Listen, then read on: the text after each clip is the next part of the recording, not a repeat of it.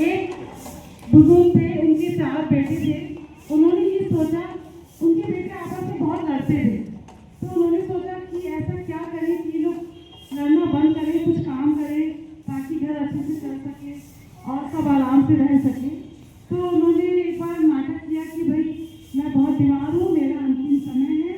और तो चारों बेटे बड़े चिंतित हो गए। बोले ऐसा है, चारों एक गट्ठर लेके आना शाम को लकड़ियों का।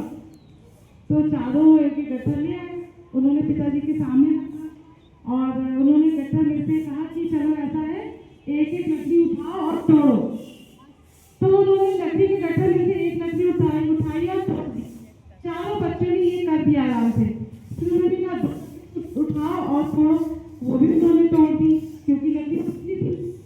3 जब एक समय ऐसा आया कि वो तोड़ ही नहीं पाए, 5-6 लकड़ियां इकट्ठी वो तोड़ नहीं पाए। बोले ये तो हमसे टूटती नहीं है। तो उनके पिताजी ने समझाया, जिस प्रकार ये एक हो गई और तुम तोड़ नहीं पाए, ऐसे ही अगर तुम चारों मिलकर रहोगे तो तुम्हें कोई तोड़ नहीं पाएगा, तुम्हारा अलग अलग फायदा नहीं उठाएगा।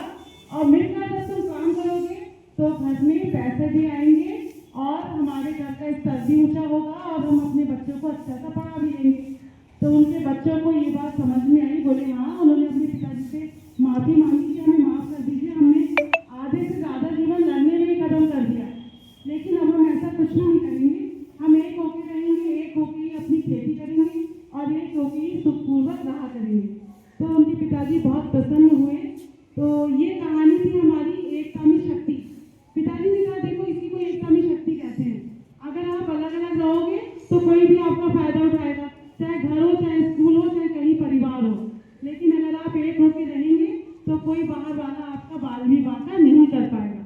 तो ये बाल बांका जो मैंने बोला है, मुहावरा है बच्चों, पता है ना, बाल बांका नहीं कर पाएगा, कुछ भी बुरा नहीं कर पाएगा। आज की हमारी कहानी बहुत सरल थी, तो मेरे को उम्मीद है कि बहुत सारे बच्चे खड़े होकर ना हाथ खड़ा करेंगे, खुद आके यहाँ पे बताएंगे इस कहानी से हमें क्या शिक्षा मिली।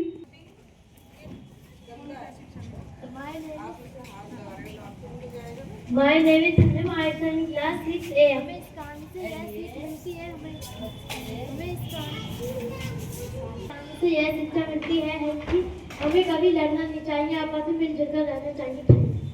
किसी से लड़ना नहीं चाहिए, अपने भाई बहनों से मिलकर रहना चाहिए। Thank you. क्लास 6A, हमें किसी के साथ लड़ाई नहीं करनी चाहिए, आपस में मिलजुल कर रहना चाहिए। भाषा स्टूडेंट क्लास 8A। इस कहानी से हमें यह सीख मिलता है कि हमें जहाँ हम जाते हैं वहाँ हमें मिलजुल कर रहना चाहिए, चाहे वो घर हो, स्कूल हो, चाहे कोई भी जगह हो।